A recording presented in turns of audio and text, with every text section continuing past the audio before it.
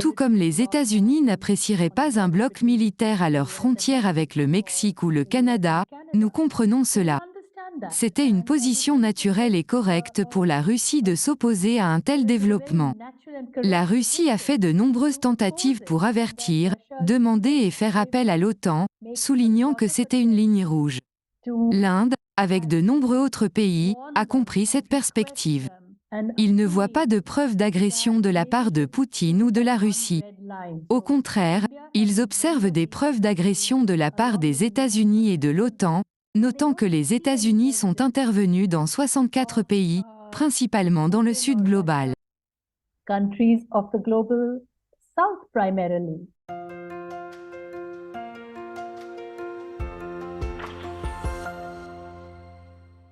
Bonjour à tous, ici Pascal de Neutrality Studies. Aujourd'hui, je parle avec une collègue universitaire de l'université Jawaharlal Nehru en Inde, la professeure Anuradha Chenoy. Elle est spécialiste des affaires internationales avec des décennies d'expérience professionnelle, en particulier sur la Russie, la sécurité humaine, le commerce des armes et la consolidation de la paix. De plus, elle collabore avec le Bureau international de la paix et est membre du Transnational Institute aux Pays-Bas. Anu, merci beaucoup de vous joindre à nous en ligne aujourd'hui. Je vous en prie, Pascal.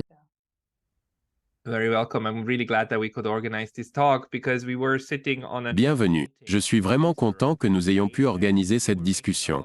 Lors d'une récente réunion du Bureau de la paix, vous avez soulevé plusieurs points convaincants concernant le système actuel dans lequel nous vivons.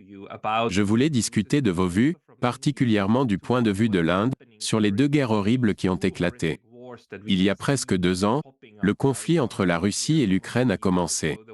Compte tenu de votre travail et des livres que vous avez écrits sur le développement et la politique de la Russie, je suis impatient d'entendre vos réflexions à ce sujet. Puis, dans la seconde partie, nous discuterons des événements des 6 dernières semaines en Israël et en Palestine. Commençons par le premier sujet. Depuis le début de ce que les Russes appellent l'opération militaire spéciale et ce que l'Occident qualifie de guerre en Ukraine, il y a eu un développement significatif, surtout dans le monde non aligné. L'Inde a autrefois été un leader du non-alignement et a récemment adopté une position très indépendante dans les affaires internationales, en particulier vis-à-vis de l'Europe. Comment voyez-vous l'évolution de la politique étrangère de l'Inde au cours des 2 dernières années? Qu'est-ce qui vous semble le plus remarquable et digne d'intérêt?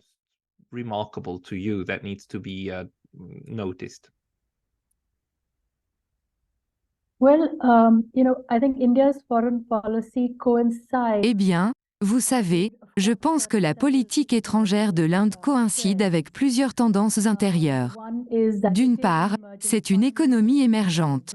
Sa croissance est relativement très rapide. Il y a une nouvelle élite politique et économique. Elle possède une économie très néolibérale, mais aussi avec une certaine quantité de dépenses sociales. Cependant, elle a ses contraintes. L'Inde doit gérer une population immense. Ainsi, il y a certaines continuités dans la politique étrangère et certains changements. Je pense que l'Inde s'est positionnée en trouvant que cette multipolarité émergente correspond exactement à la manière dont ils aimeraient voir le système international construit. Ils ne considèrent pas juste la multipolarité comme un acquis. Ils croient qu'ils ont un rôle à jouer dans sa construction parce que cela leur convient géopolitiquement, tout comme cela convient à de nombreux pays du Sud global. Et nous pourrons parler du Sud global sous peu.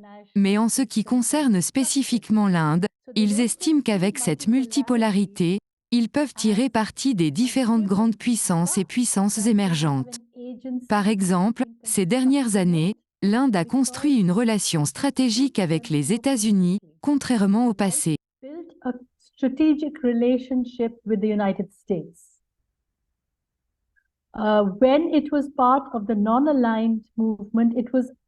Lorsqu'elle faisait partie du mouvement des non-alignés, la voix de l'Inde était entendue en raison de sa force collective avec d'autres pays non-alignés.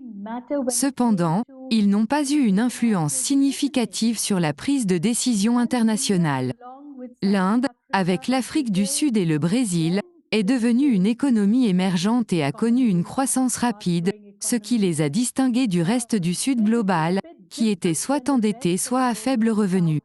Bien sûr, L'Inde est également extrêmement inégale, donc elle n'est pas complètement à l'abri de ces problèmes, qui existent toujours à l'intérieur du pays.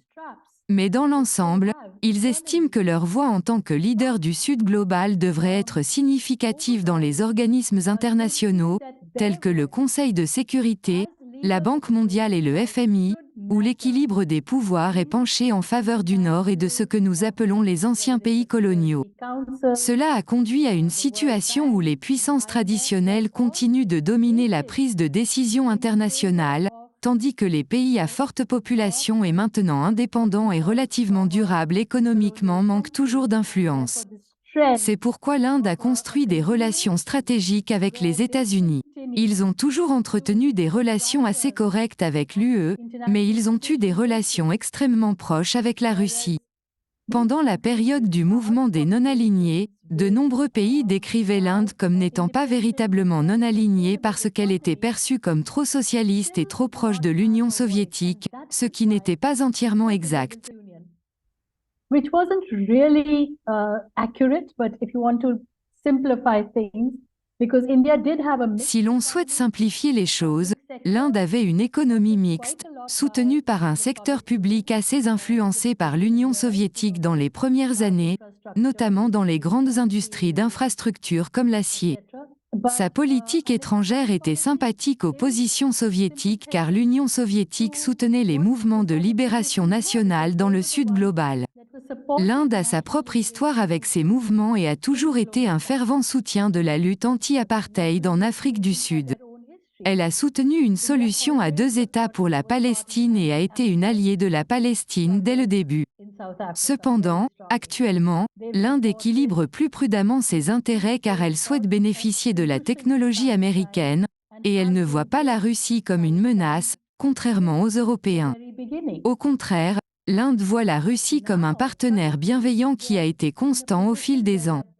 En termes de politique étrangère, l'Inde est confrontée à deux problèmes frontaliers majeurs. La frontière de l'Inde est vaste et fait partie de l'Asie du Sud, mais traditionnellement, il y a eu des problèmes avec le Pakistan, qui revendique une partie du territoire indien, à savoir le Cachemire. Le Pakistan a souvent utilisé le terrorisme dans le but d'affaiblir l'Inde, mais sans succès. L'Inde a beaucoup progressé et a réussi à gérer cette question. Et puis il y a la Chine, qui revendique également des parties de la frontière.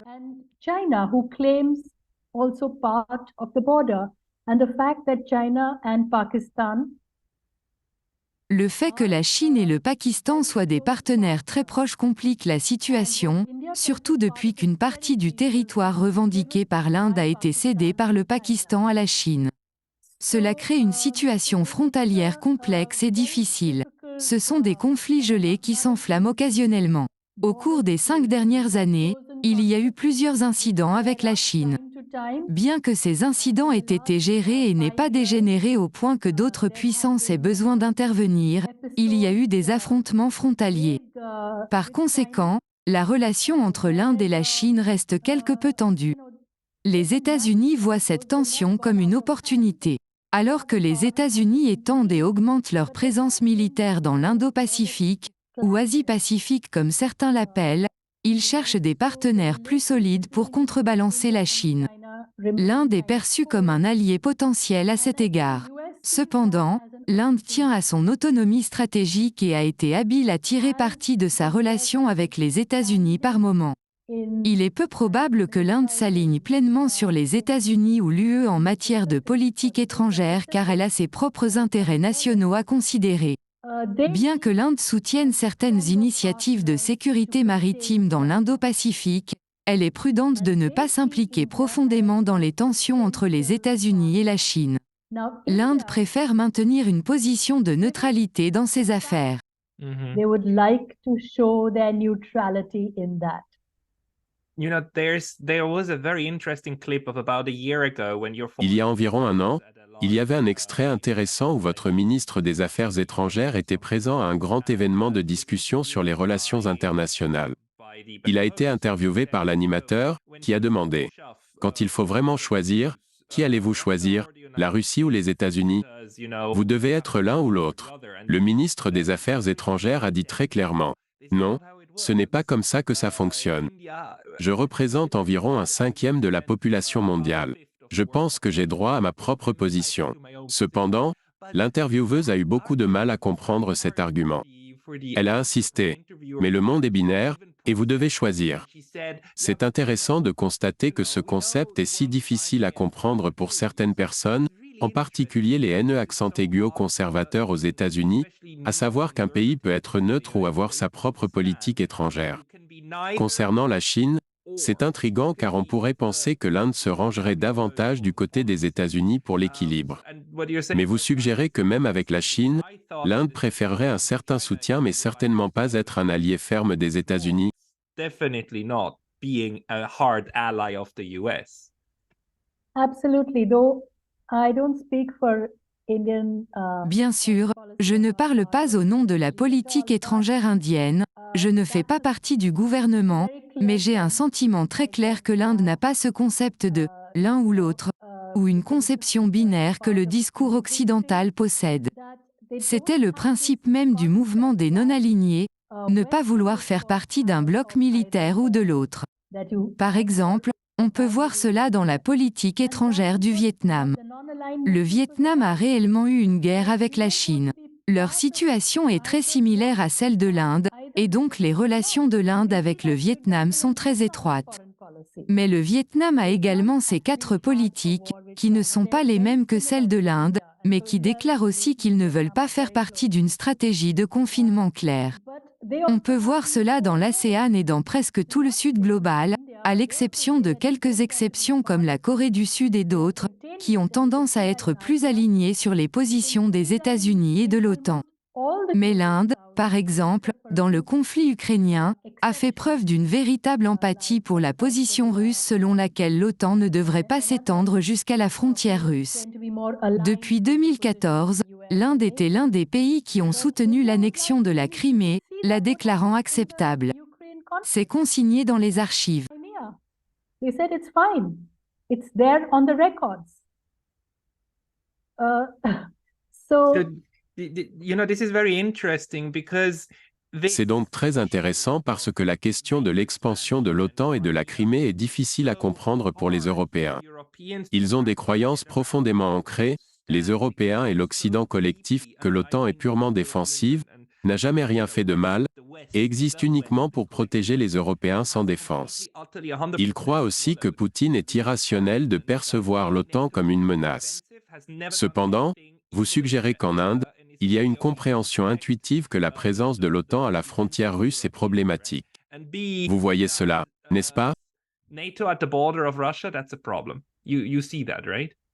exactly, because, for example, we wouldn't. Exactement. Par exemple, nous n'aimerions pas voir une alliance de 20 ou 30 pays dotés d'armes nucléaires à nos frontières. Nous ne voudrions pas avoir de missiles à une portée de frappe de 10 minutes, même si nous sommes une puissance nucléaire. De même, les États-Unis n'apprécieraient pas un bloc militaire à leurs frontières avec le Mexique ou le Canada. Nous comprenons cela. C'était une position naturelle et correcte pour la Russie de s'y opposer. La Russie a fait de nombreuses tentatives pour avertir, demander et faire appel à l'OTAN, en déclarant que c'était une ligne rouge. L'Inde, avec de nombreux autres pays, a compris cela. Il ne voit aucune preuve d'agression de la part de Poutine ou de la Russie. Cependant, il voit des preuves d'agression de la part des États-Unis et de l'OTAN. Les États-Unis sont intervenus dans 64 pays, principalement dans le Sud global, avec quelques-uns dans le Nord, y compris le bombardement de la Serbie et l'imposition de sanctions. Il y a 3 piliers importants pour l'Inde et une grande partie du Sud global en termes de multilatéralisme. Premièrement, ils s'opposent collectivement aux mesures économiques unilatérales ou aux sanctions. Le Sud global a vu environ 80 pays sanctionnés, y compris l'Inde à un moment donné par les États-Unis. Deuxièmement, ils préconisent pour l'autonomie stratégique. Second, they want a strategic autonomy. Earlier, many countries didn't feel it was possible because of this very. Auparavant, de nombreux pays, en particulier en Asie de l'Ouest, ne croyaient pas qu'il était possible d'avoir des alternatives. Cependant, l'évolution de la politique au Moyen-Orient, ou en Asie de l'Ouest, a amené les pays arabes à réaliser que des alternatives existent. Auparavant, les États-Unis faisaient office de fournisseurs de sécurité et de médiateurs dans les conflits entre les pays d'Asie de l'Ouest. Désormais, ces pays voient un potentiel dans la formation de partenariats avec d'autres puissances comme la Chine et la Russie. Ils ne perçoivent aucune menace de la part de la Russie ou de la Chine. Ils ont été partenaires avec la Russie dans l'OPEP+, et avec la Chine à travers l'initiative « La ceinture et la route » qui inclut 17 pays arabes et islamiques. Ils ne considèrent pas ces relations comme menaçantes. Par conséquent, de plus en plus de pays poursuivent instinctivement et stratégiquement l'autonomie, reconnaissant qu'elle peut aider à leur développement et que leurs intérêts nationaux sont distincts de ceux des États-Unis. Les États-Unis peuvent formuler leurs intérêts en termes de règles, de valeurs ou de droits de l'homme, mais ce récit a été ébranlé lors du conflit israélo-palestinien, en particulier dans la réponse aux attaques du Hamas. Le discours est maintenant formulé différemment, non seulement par le Sud global mais aussi par ce qui est apparu comme la majorité mondiale.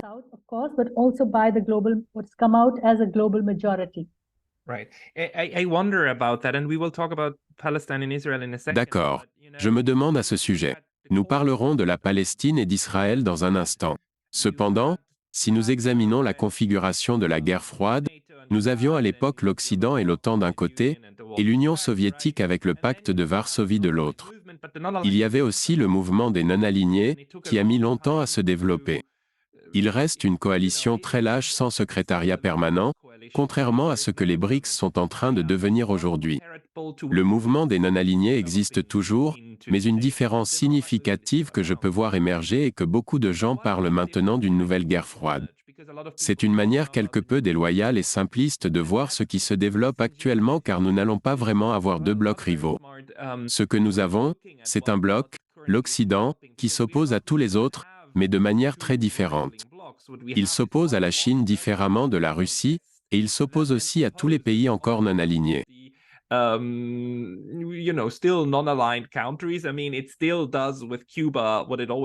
veux dire, les États-Unis continuent de faire avec Cuba ce qu'ils ont toujours fait, c'est-à-dire essayer essentiellement de l'étrangler économiquement. Mais la situation avec l'Afrique montre aussi comment les États-Unis et les pays européens sont encore profondément haineux accent aigu aux coloniaux. En fait, ils reviennent à des tactiques coloniales classiques, comme tenter de dicter des actions à des pays comme le Nigeria. Ils soutiennent certains régimes qui accèdent au pouvoir par des coups d'État, tout en condamnant d'autres et en appelant à la démocratie. Cependant, nous savons que si un pays comme l'Égypte est soutenu, alors il n'y a pas un véritable engagement envers la démocratie. Actuellement, il semble qu'un bloc est en train de se développer, tandis que le reste du monde essaie de suivre son propre chemin. De plus, si vous regardez le comportement de vote aux Nations Unies, Ben Norton a récemment souligné que de plus en plus, c'est l'Occident contre le reste. Nous nous dirigeons en effet vers un monde divisé, où c'est l'Occident contre tous les autres. Et il semble que le reste du monde en ait vraiment assez. Est-ce l'impression que vous avez en Inde concernant les relations internationales, que les gens en ont assez de cette approche collective occidentale? Well, I get that sense definitely because I read Je ressens définitivement cela car je lis la presse en provenance d'Afrique, d'Amérique latine et de l'ASEAN. Cependant, en ce qui concerne le régime indien, il se concentre principalement sur les intérêts nationaux étroits de l'Inde et sur la manière de les projeter. Il semble y avoir une sorte de bipolarité dans leur pensée. D'une part, ils veulent être une voix dans le Sud global, bien qu'ils ne puissent pas être la seule voix. C'est désordonné et non structuré. Ce sont des pays qui ont enduré 3 ou 4 siècles de colonialisme, et leur niveau de pensée et de développement n'a pas encore rattrapé. L'Inde est pressée de rattraper l'Occident, donc elle négocie plus étroitement avec les pays occidentaux. En même temps, ils veulent faire partie du Sud global et être une voix pour celui-ci. Les BRICS émergent comme une plateforme pour cela, mais les BRICS incluent aussi la Russie et la Chine, qui ne font pas vraiment partie du Sud global. Par conséquent, la terminologie a changé pour « majorité globale », un terme que je pense avoir été utilisé en premier par Loukachenko de Biélorussie, et qui est maintenant devenu courant.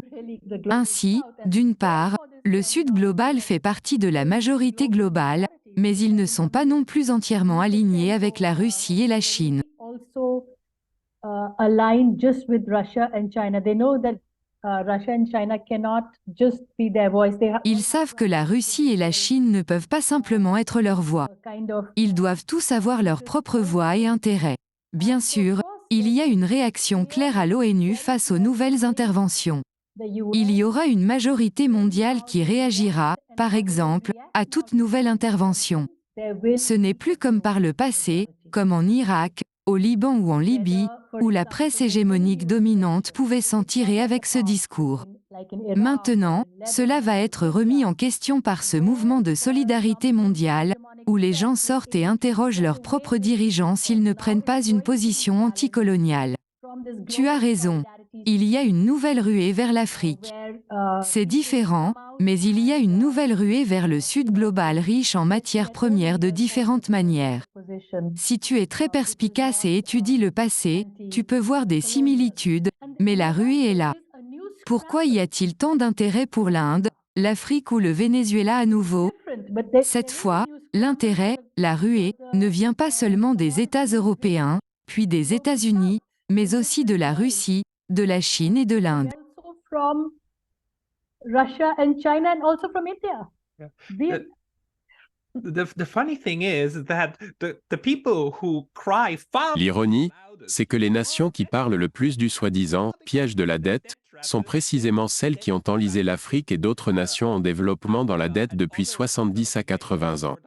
C'est incroyablement hypocrite de leur part de prétendre maintenant que les investissements de la Chine sont malveillants et que la Chine cherche uniquement à piéger ces pays dans la dette. La vérité, c'est que ce n'est pas entièrement ce qui se passe. Ce que nous n'entendons pas souvent de la part de l'Occident ou d'autres, c'est une offre d'aide à ces pays pour développer leurs propres industries. L'un des plus gros problèmes est que de nombreux pays manquent d'industries indigènes, ce qui les empêche d'atteindre une indépendance nationale en termes de biens et de services. Compte tenu de cela, quel rôle pensez-vous que l'Inde devrait jouer dans cette nouvelle approche des relations avec d'autres nations en développement? Way of interacting with other developing nations. Well, I think an interesting case study would be actually to see the Je pense qu'une étude de cas intéressante serait d'examiner l'aide au développement que les pays des BRICS fournissent à d'autres nations endettées. indebted Ces pays offrent un allègement de la dette et des packages qui diffèrent de l'aide étrangère traditionnelle. Ils rejettent l'aide étrangère sous prétexte qu'elle manque de dignité et s'accompagne souvent de conditions, telles que l'exigence de mesures d'austérité ou de changements dans les systèmes internes, à l'instar des pratiques de la Banque mondiale. Des pays comme l'Inde, la Chine et le Brésil n'interviennent pas dans les affaires domestiques des nations qu'ils assistent. Ils considèrent leur aide comme un partenariat, offrant un package qui comprend des prêts, des subventions, de l'aide humanitaire et du soutien au développement. Les prêts sont concessionnels et doivent être remboursés. Cette approche diffère de la manière dont les termes commerciaux sont habituellement établis. Par exemple, prenons les dépôts de lithium du Nigeria, que la France achetait à des taux très bas, ce qui a conduit à des accusations d'exploitation et à des appels pour que la France quitte la région. Le Nigeria est maintenant ouvert à l'implication de la Chine. La question se pose, un type d'exploitation va-t-il simplement en remplacer un autre? La croyance est que la Chine, l'Inde ou peut-être l'Afrique du Sud offrent des conditions commerciales plus équitables et moins exploiteuses. That they're not that exploitative. Do you have any information on the tip of your mind, like Disposez-vous d'informations immédiates sur la manière dont l'Inde et la Chine libellent leur aide au développement? Est-ce dans leur monnaie locale, en dollars américains ou dans la monnaie du bénéficiaire? Or is it in US dollars or in the recipient's currency? Now, this is a very interesting question that you have raised. C'est une question très intéressante que vous avez soulevée. Initialement, l'aide au développement en provenance de l'Inde était libellée en dollars en raison du taux de change. Cependant, ces dernières années, l'Inde, à l'instar de la Chine et de la Russie, s'est concentrée sur le commerce en monnaie nationale, en particulier après les sanctions contre la Russie. l'Inde a introduit ce qu'elle appelle des comptes Vostro, qui sont établis dans des banques indiennes et sanctionnés par la Reserve Bank of India. Ces comptes facilitent le commerce avec divers pays, y compris de nombreux pays de l'ASEAN, les Émirats arabes unis, les pays d'Asie de l'Ouest et la Russie. De plus, il existe un mécanisme de swap de devises, similaire au système de troc que l'Inde avait avec l'Union soviétique, où ils effectuaient des échanges en roupies-rubles.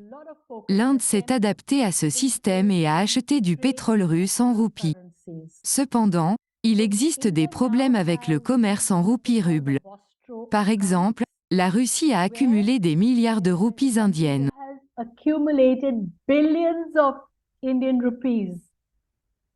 Parce que vous achetez beaucoup plus de pétrole chez eux qu'ils n'en achètent chez vous. They're buying things from us. Though they're Ils achètent des choses de notre part. Ainsi, au plus haut niveau, le gouvernement indien travaille apparemment à trouver comment les Russes peuvent réinvestir dans l'économie indienne dès que les sanctions seront assouplies. Maintenant, vous savez, l'Inde est devenue un centre névralgique car le pétrole vient de Russie et part vers l'Europe après avoir été raffiné. after clean. La raison pour laquelle je pose cette question, c'est que cela peut sembler être une subtilité, mais les devises commerciales sont extrêmement importantes. C'est ainsi que les États-Unis ont réussi à rester au sommet de leur forme pendant les 100 dernières années. C'est également de cette manière qu'ils ont endetté d'autres pays. Les États-Unis ne donnent pas de l'argent gratuitement à ces pays. Ils leur donnent des dollars américains.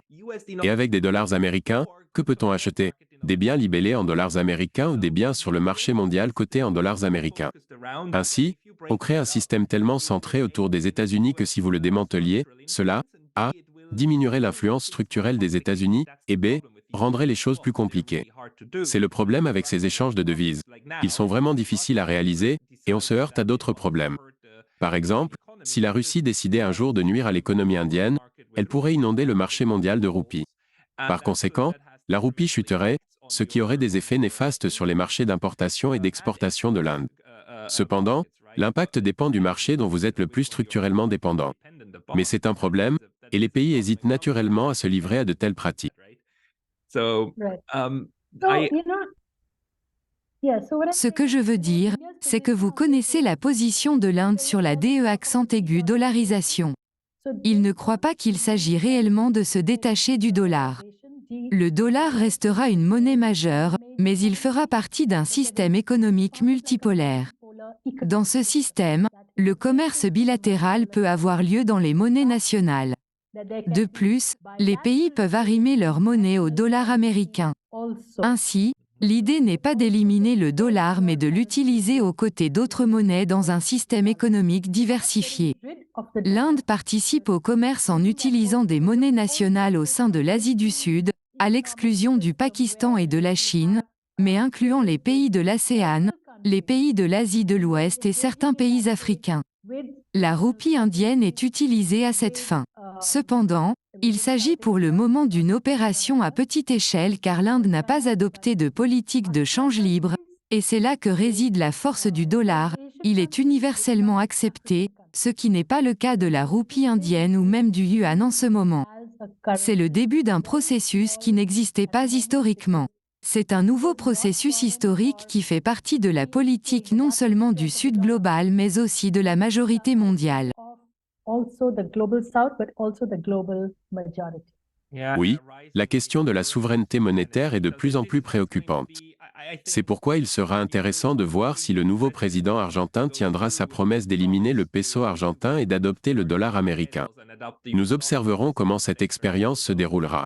Je ne prévois rien de positif pour eux s'ils poursuivent ce plan.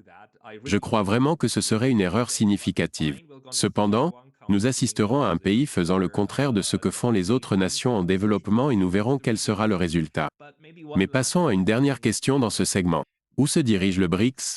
Comment voyez-vous l'avenir de l'Inde, de la Chine, de la Russie et des autres membres? Et maintenant, avec l'expansion, assistons-nous à une formalisation plus poussée? Y aura-t-il finalement un secrétariat permanent? Comment le BRICS va-t-il évoluer?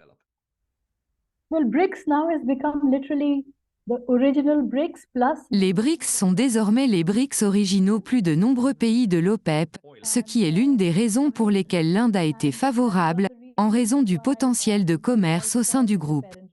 Les BRICS constituent une formation extrêmement importante, et de nombreux pays souhaiteraient y adhérer. Bien sûr, beaucoup d'entre eux ont leurs propres contradictions. Par exemple, l'Inde et la Chine ont de profondes contradictions, mais elles travaillent ensemble au sein des BRICS. Les BRICS disposent de nombreux forums différents, y compris un forum académique, un forum de femmes, un forum commercial et un forum sur l'énergie. Tout au long de l'année, ces forums continuent de se réunir. Il existe des universités des BRICS, des groupes de femmes des BRICS et des organisations de jeunesse des BRICS. Cela se décline en segments plus petits. Que l'on dispose ou non d'un secrétariat permanent, la nouvelle banque de développement est une initiative très importante. En Chine, la Banque asiatique d'investissement dans les infrastructures et la nouvelle banque de développement, qui traitent en monnaie nationale, sont notables. 50% de leurs prêts et subventions sont en monnaie nationale, et les 50% restants sont en euros ou en dollars. Cela montre comment ils travaillent sur des méthodologies pour faciliter le commerce en monnaie nationale, le rendant plus facile. La crainte qu'il y ait une monnaie unique est totalement infondée. Il s'agira simplement de mécanismes pour faciliter le commerce. L'une des raisons de ce développement est l'hégémonie du dollar. Deuxièmement, les mesures économiques coercitives, telles que les sanctions, sont devenues un point de discorde. Les pays du Sud global en ont assez de ces sanctions qui leur sont imposées pour toute action qu'ils entreprennent. Troisièmement, cela leur confère une autonomie stratégique et une neutralité, de sorte qu'ils ne sont pas liés au dollar américain. Par exemple, l'Inde a adopté une position neutre sur la guerre Russie-Ukraine et a continué d'acheter du pétrole. Bien qu'ils aient revendiqué la neutralité, ils se sont essentiellement abstenus de voter sur toute résolution négative contre la Russie aux Nations Unies ou au Conseil de sécurité. Ils se sont déclarés prêts à fournir une aide humanitaire à l'Ukraine, ce qui fait partie de leur position. Cependant, cette nouvelle neutralité est assez différente de l'ancien mouvement des non-alignés. Oui, c'est extrêmement intéressant. C'est pourquoi je l'examine de si près car je pense que le développement le plus important en termes de politique de neutralité se produit actuellement dans le Sud global. En réalité, les Européens, y compris la Suisse, sont absolument incapables de penser en dehors de tout cadre traditionnel. Et en fait, ils sont en train de se faire prendre à leur propre jeu. L'OTAN a été très efficace pour les capturer idéologiquement et les entraîne loin, comme elle l'a fait avec la Suède et la Finlande. Mais l'Inde ne se prête pas au jeu, et le Sud global non plus. Et je suis très heureux de voir cela. C'est une politique bien plus intelligente. De plus, ce que vous dites sur la politique de l'Inde basée sur les intérêts indiens est significatif car on peut voir comment l'Occident utilise ce terme très abstrait de valeurs. Et je ne pense pas qu'une politique étrangère basée sur les valeurs soit une bonne idée car les pays sont géographiquement délimités et sont soumis à des contraintes très réelles.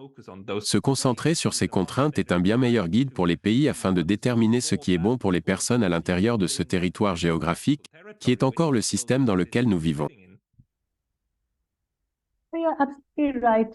Oui, absolument. Il existe certaines valeurs que tout le monde partage, telles que le droit à la vie et d'autres valeurs universelles, pour lesquelles tout le monde est reconnaissant à l'Occident de les avoir conçues. Cependant, il existe de nombreuses différences culturelles. Par exemple, le droit à la différence devrait faire partie du discours sur les droits de l'homme et les valeurs.